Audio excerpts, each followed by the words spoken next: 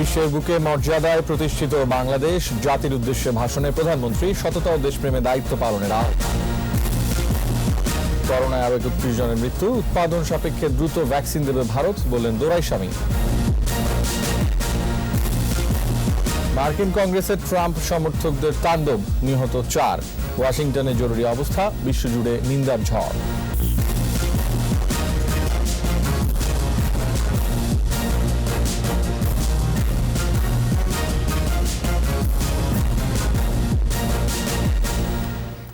শুনছিলেন first security ইসলামী bank limited সংবাদ শিরোনাম। আমন্ত্রণ জানাচ্ছি রাত ৯টার ২১ সংবাদে। আপনাদের সাথে আছি আমি রিয়াজ হাফিজ। দর্শক, ২১ টেলিভিশনের সংবাদ একই সাথে সরাসরি দেখতে পাবেন আমাদের ফেসবুক পেজ www.facebook.com/2124 অনলাইনে।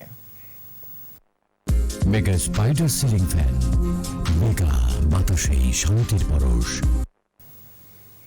প্রধানমন্ত্রী শেখ হাসিনা বলেছেন, আওয়ামী লীগ সরকারের গত ১২ বছরের শাসনামলে বাংলাদেশ বিশ্বের বুকে আত্মমর্যাদাশীল দেশ হিসেবে প্রতিষ্ঠা পেয়েছে।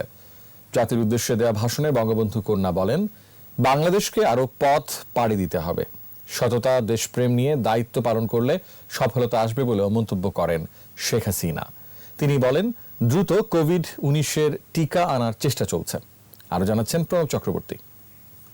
বাংলাদেশের উন্নয়ন অভিযাত্রার এক গুরুত্বপূর্ণ সন্ধিক্ষণে এবং বৈশ্বিক মহামারীর অস্বাভাবিক পরিস্থিতিতে আপনাদের সামনে হাজির হয়েছে। টানা তৃতীয় মেয়াদে আওয়ামী লীগ সরকারের একযুগ পূর্তি উপলক্ষে দেশবাসীর উদ্দেশ্যে ভাষণের শুরুতেই করোনা মহামারীতে গভীর সংকটের কথা তুলে ধরেন প্রধানমন্ত্রী শেখ হাসিনা।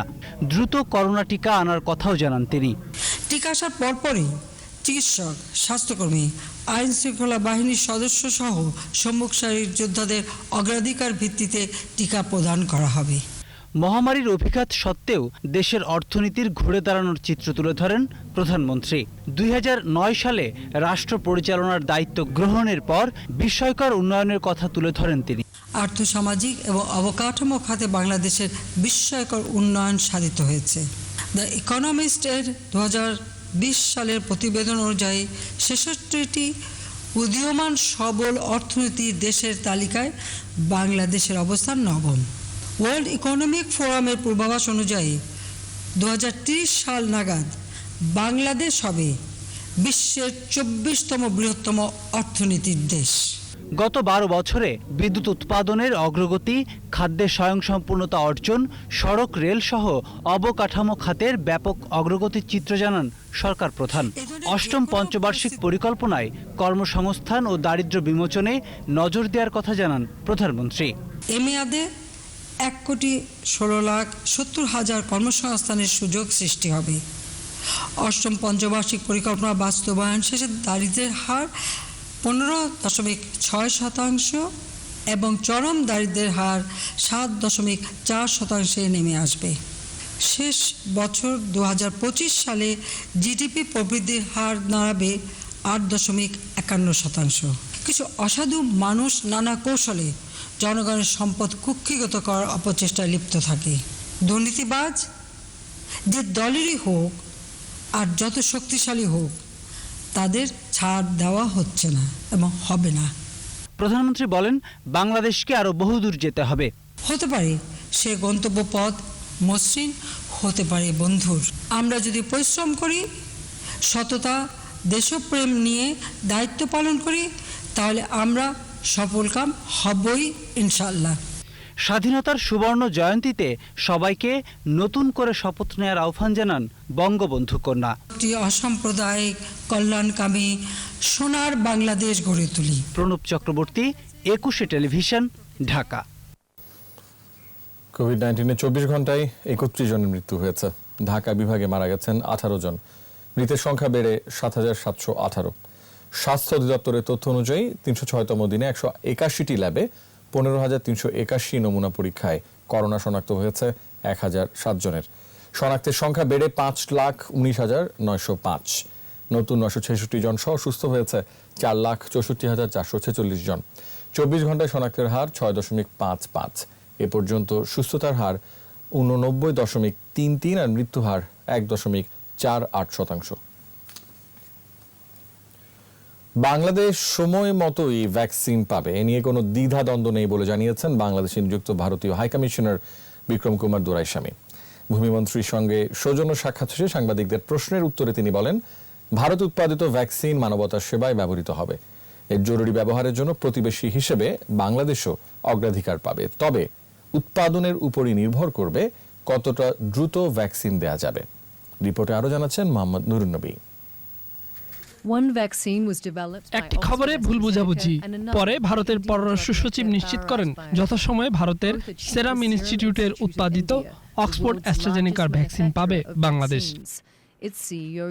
ভূমি মন্ত্রণালয়ের মন্ত্রীর সাথে সাক্ষাৎ করতে এসে সে কথারই পুনরাবৃত্তি করলেন ভারতের high commissioner. We have said repeatedly that our Prime Minister has said that our vaccine capacity will be used for humanity.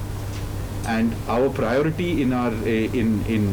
for us, for India, apart from our own people, obviously, is our neighborhood role. It's a matter of fundamentally simple production. How much the company can produce, how much it is able to supply. There is no restriction that has been applied on the export by the government of India.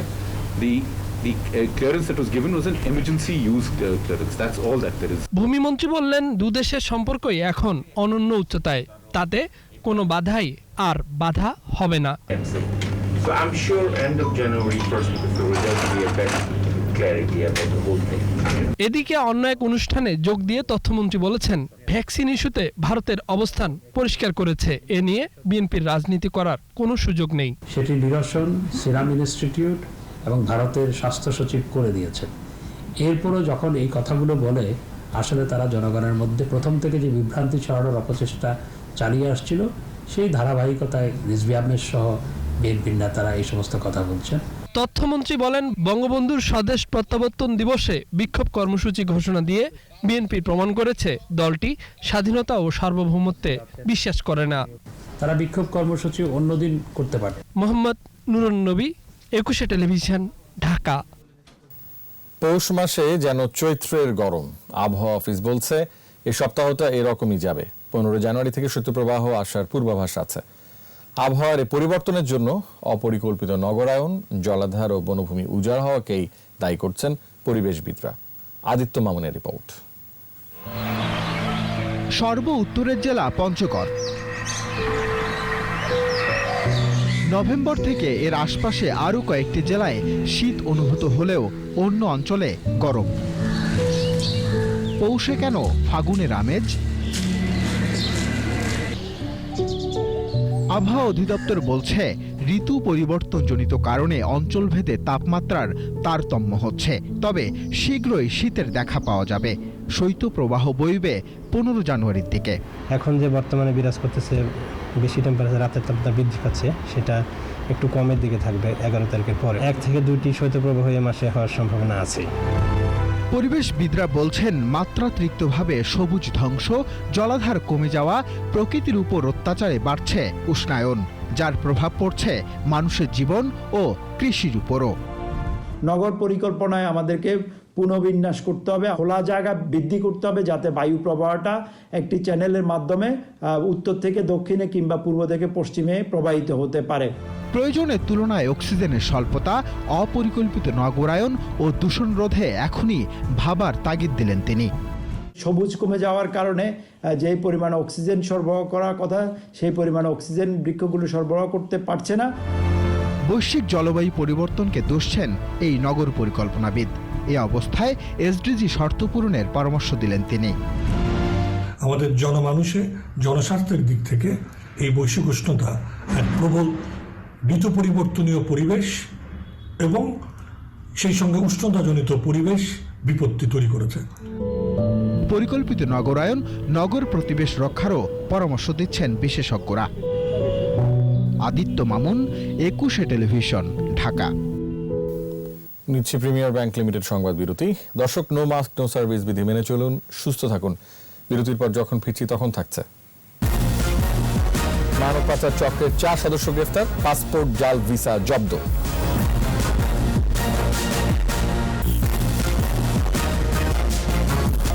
আবার আমন্ত্রণ রাত 9টার 21 সংবাদে। স্থানীয় সরকার নির্বাচনে দল মনোনীত প্রার্থীদের বিরুদ্ধে যারা স্বতন্ত্র প্রার্থী হিসেবে নির্বাচন করছেন আগামীতে তাদের আর মনোনয়ন দেওয়া হবে না বলে সাফ জানিয়েছেন আওয়ামী লীগ সাধারণ সম্পাদক ওবায়দুল কাদের। নিজ বাসায় নিয়মিত ব্রিফিংয়ে এদের মদত দেওয়া থেকে বিরত থাকারও নির্দেশ দেন তিনি। যারা দলীয় প্রতীক নৌকার বিরুদ্ধে প্রার্থী হয়েছেন বা নির্বাচন করেছেন তাদের বর্তমান এবং ভবিষ্যতে আওয়ামী লীগের মনোনয়ন পাওয়ার সুযোগ থাকবে না। আমাদের কোনো দায়িত্বশীল নেতা ও জনপ্রতিনিধি দলের বিদ্রোহী প্রার্থীদের মদত দিচ্ছেন বলেও অভিযোগ পাওয়া যাচ্ছে। আহ্বান জানাচ্ছি দলের শৃঙ্খলা ও স্বার্থপরিপন্থী কর্মকাণ্ড থেকে আপনারা বিরত থাকুন।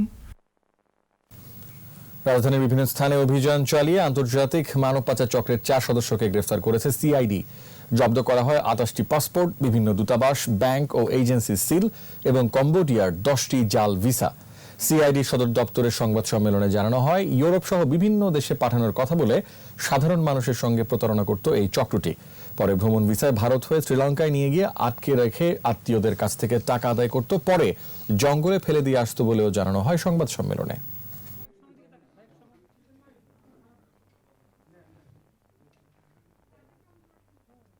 চারজনকে গ্রেপ্তার করে আমাদের পুলিশ হেফাজতে আমরা নিই এবং সেই অফিস থেকে 28টি পাসপোর্ট এবং বিভিন্ন দূতাবাসের সিল এবং বিভিন্ন সংস্থার ব্যাংকের সিল 19টা এবং কম্বোডিয়ার জাল ভিসা 10টা জব্দ করি।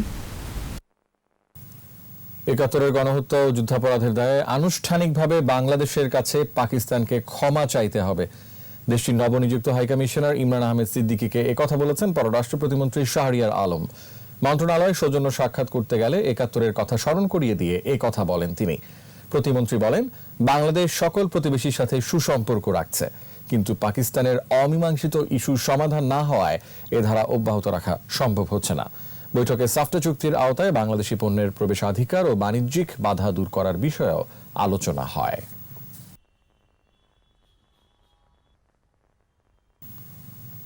সোশ্যাল ইসলামী ব্যাংক লিমিটেড বাণিজ্য সংবাদ।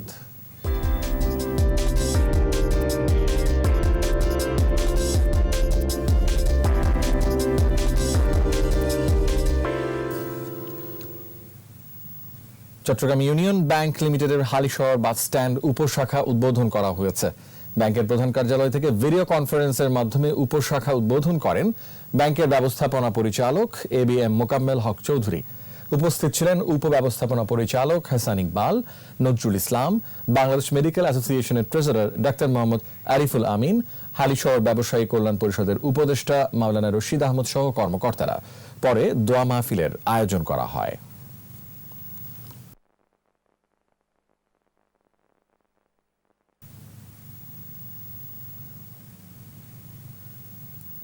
খেলার খবর।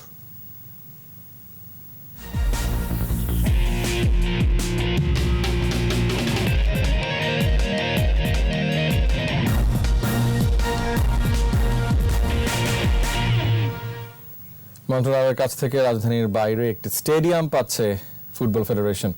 বাফুফে নবনির্বাচিত কার্যনির্বাহী কমিটির সাথে বৈঠকে যুব ক্রীড়া প্রতিমন্ত্রী জাহিদ হাসান জানান, কক্সবাজারে ফুটবল স্টেডিয়াম তৈরির নকশা এরই মধ্যে চূড়ান্ত করা হয়েছে। ফুটবলের উন্নয়নের জন্য বাফুফের সাথে কাজ করার প্রতিশ্রুতি দেন তিনি। এ সময় আগামী 5 বছরে বাফুফের পরিকল্পনা নিয়েও আলোচনা করেন প্রতিমন্ত্রী।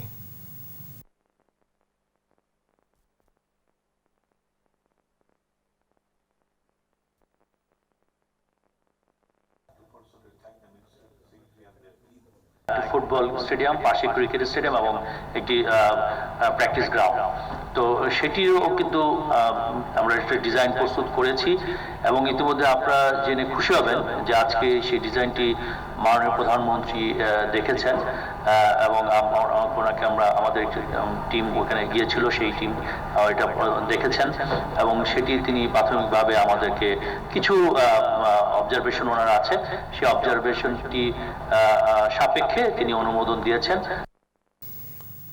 শেষ করছি রাত 9টার 21 সংবাদ। তবে যাবার আগে ফার্স্ট সিকিউরিটি ইসলামী ব্যাংক লিমিটেড সংবাদ শিরোনামগুলো আরো একবার। বিশ্বের বুকে মর্যাদায় প্রতিষ্ঠিত বাংলাদেশ, জাতির উদ্দেশ্যে ভাষণে প্রধানমন্ত্রী সততা ও দেশপ্রেমে দায়িত্ব পালনের আহ্বান। করোনায় আরও 31 জনের মৃত্যু, উৎপাদন সাপেক্ষে দ্রুত ভ্যাকসিন দেবে ভারত, বললেন দোরাই স্বামী। মার্কিন কংগ্রেসে ট্রাম্প সমর্থকদের তাণ্ডব, নিহত 4, ওয়াশিংটনের জরুরি অবস্থা, বিশ্বজুড়ে নিন্দার ঝড়।